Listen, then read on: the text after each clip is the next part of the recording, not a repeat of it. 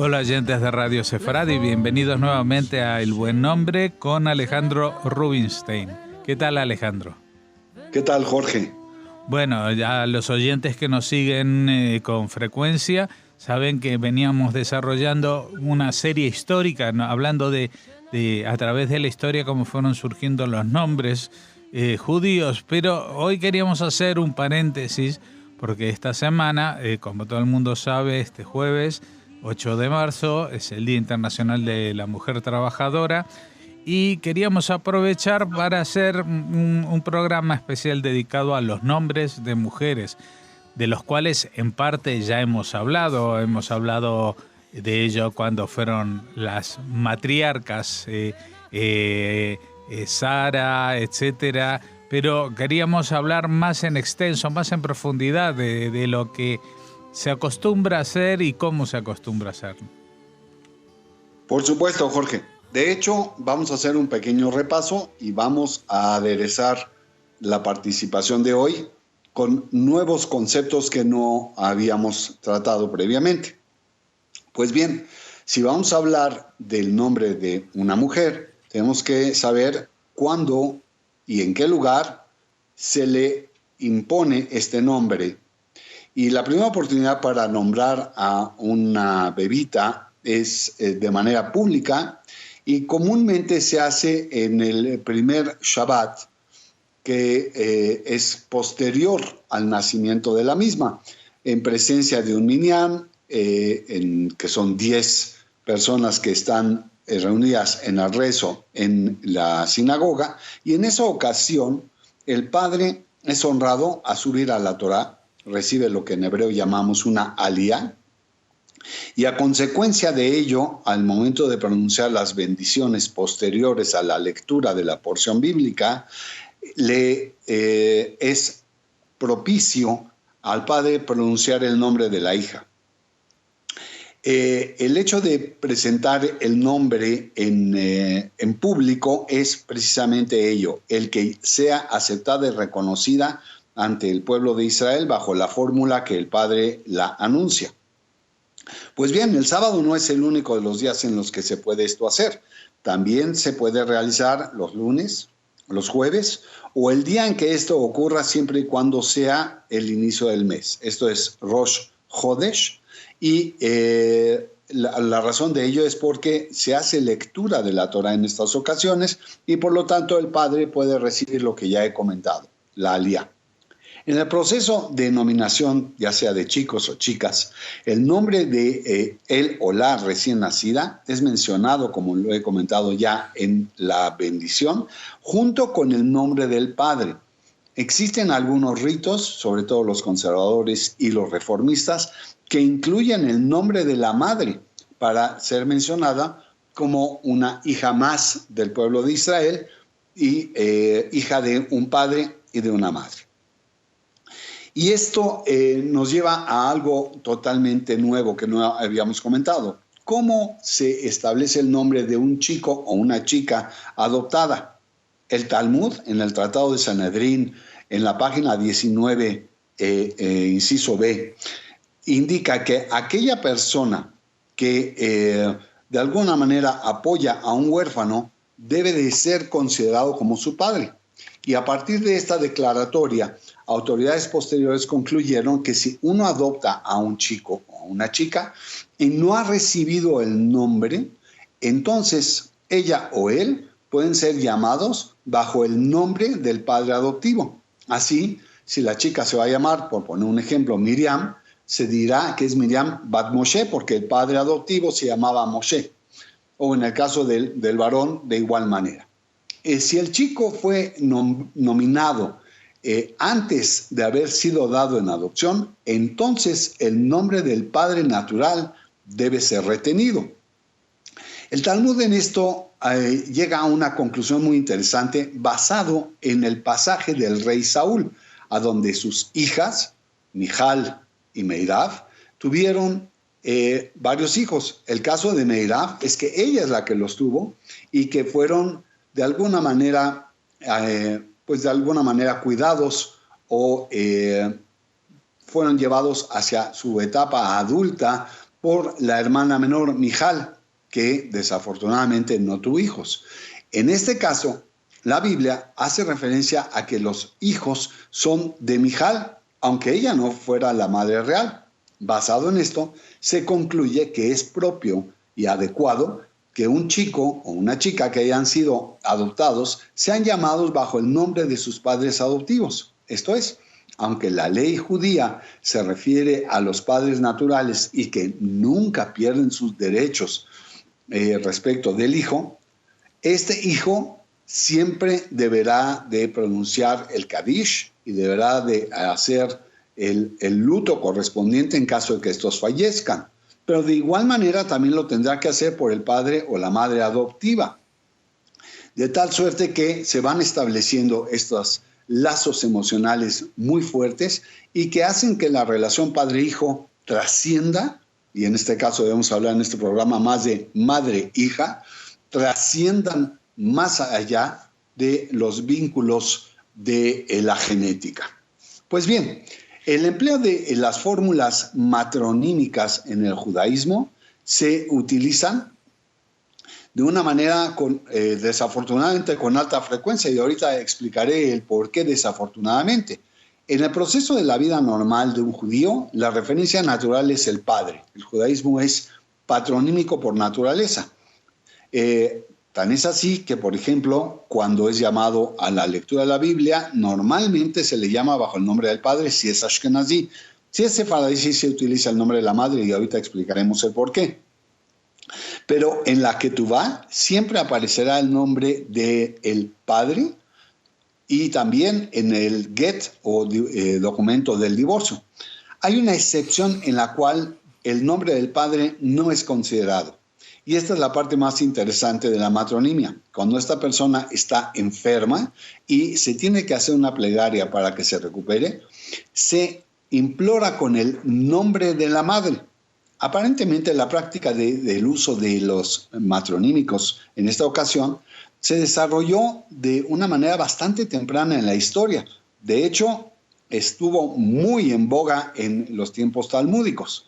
El estudioso Abaye, que formó parte de la conformación del Talmud en el siglo IV, indica en el Tratado de Shabbat, en la página 66, inciso B, que su madre le indicó que todo tipo de plegarias para su recuperación, que tenían que ser repetidas de manera constante, deberían contener precisamente el nombre de su madre.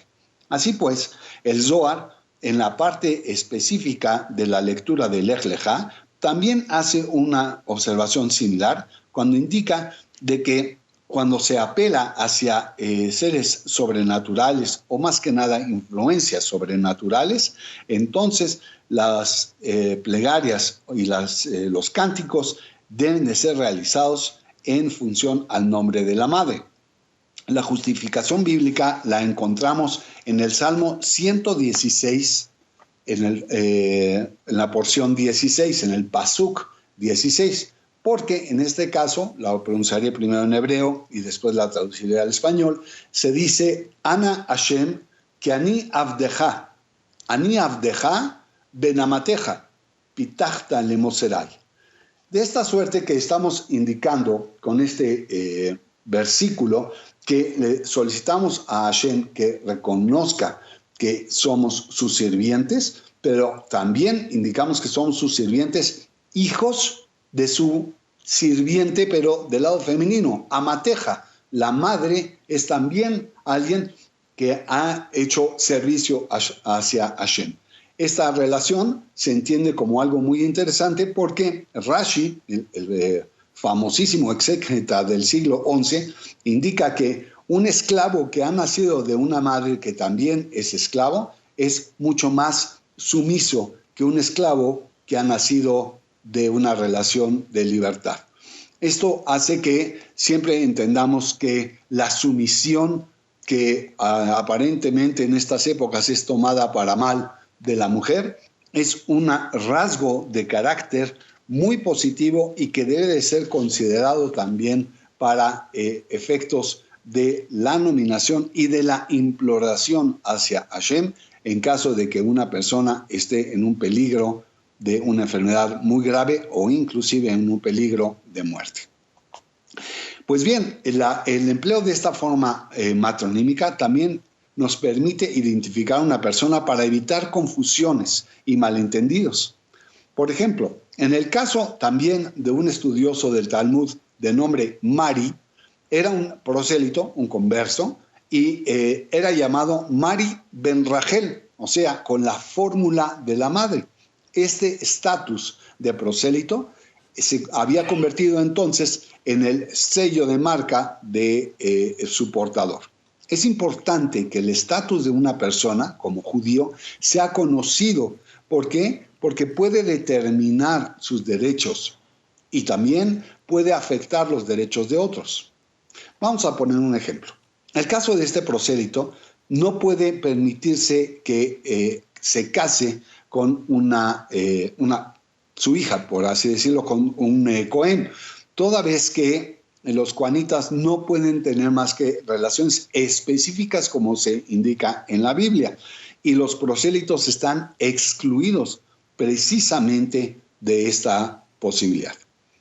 Ezequiel Landau, quien fuera una persona muy importante, un gran estudioso del siglo XVIII, hizo una observación muy clara que cuando uno escribe el documento de divorcio que ya he comentado, que es el get, para un prosélito, el matronímico, la fórmula que estamos comentando en este caso, debe ser empleada mucho más importantemente y de manera más expresa que el patronímico, precisamente por las razones que hemos comentado. La manera de ir recibiendo el nombre de la mujer es mucho más sencilla que la del varón. Bueno, pues de ello empecemos. No hay circuncisión, pero lo que sí hay es una proclamación que se hace a través de un rezo que se conoce como Misheberach en una pronunciación más ashkenazí, y que se refiere a que Hashem sea quien bendice. Y este Misheberach que se pronuncia, se dice que aquel que bendice a nuestros patriarcas, Abraham, Isaac y Jacob, bendiga al padre y a su hija que recientemente le ha nacido y que de ahora en adelante sea conocida en Israel bajo el nombre de tal, hija de tal, y que sea protegida y resguardada por su padre y por su madre, y que puedan ellos vivir para poder tener el temor reverencial hacia Hashem y que puedan lograr que se desarrolle esta persona para poder lograr que se case y que tenga acciones meritorias. En algunas congregaciones, llamemos conservadoras o hasta reformistas, la niña es llamada, como hemos comentado, en el primer sábado posterior a su nacimiento, y que al momento de desear que esta niña reciba este nombre, también se le está dando una bendición a la madre para su pronta recuperación en virtud del parto. Y de esta suerte hay una conexión íntima entre la hija y su madre. Esto es una costumbre que tiene ya acendrada pues una práctica importante desde la era medieval en Alemania. Y ahora vamos a dar un giro particular. El giro particular es encontrar algunos nombres específicamente femeninos que nos van a dar una cuestión muy clara de cuál es su carácter o cuál es su característica. Imagínense que a alguien se le ocurra poner el nombre de Azuvá a su hija. Pues Azuvá significa abandonada, que no es un nombre precisamente muy meritorio. Pero si encuentra que tiene unos ojos almendrados, le pondrá de nombre Luzá, Shekedá o Shkedia. Si ella es rubia, le pondrá Zeuvá. Y si le piensa que es una persona que va a ascender muy alto en la vida, recibirá el nombre de Alitá o Aliyá. Si es exaltada, su nombre debe ser Geoná, Geonit, Ram, Ramá, Rami, Ramit, Ramot, Roma, Romemá, Romemit, Romemía, Romit o Romía. Y si queremos pensar en que va a ser tan fresca como el rocío matutino, entonces el nombre debe ser Avital, Avitalia, Jamital, Jamutal, Meital, Ravital, Revital, Revivá, Tal, Tali, Talal, Talilá, Tal, Or, Talora o Taliá. Son muchísimas las posibilidades en que podemos encontrar los nombres que van a indicar el destino y hasta muchas veces el origen de esta persona. Esto es, si los padres plegaron mucho por el nacimiento de esta hija, entonces es que Dios escuchó sus plegarias y por lo tanto puede recibir esta persona como nombre, el nombre de Keshuvá, Shimat, Shimona o Shmuela.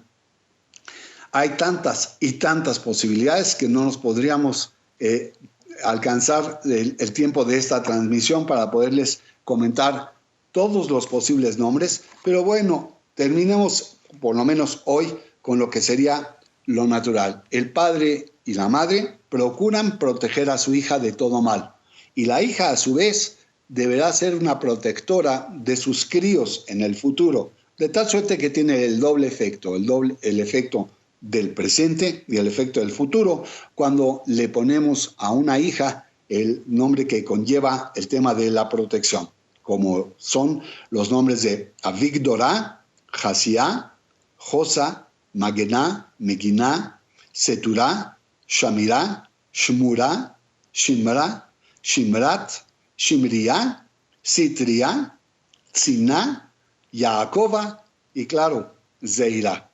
¿Qué te parece, Jorge? Pues sorprendentes algunos de los nombres, porque uno está acostumbrado a los nombres más tradicionales de la Biblia, de estos que hablábamos de las matriarcas o de los personajes bíblicos femeninos, y nos ha gustado mucho conocer estas otras variantes que derivan de esta forma de presentar en sociedad o a la comunidad a las mujeres que nacen en el seno de estas Keilot. Te agradecemos, Alejandro, especialmente esta semana que hayamos hecho este alto en el camino. Dentro de 2 semanas volveremos a reemprender la senda histórica que estábamos recorriendo con los nombres. Hasta entonces, muchas gracias. Seguiremos con el buen nombre. Un abrazo a todas. ונתנו לו אבי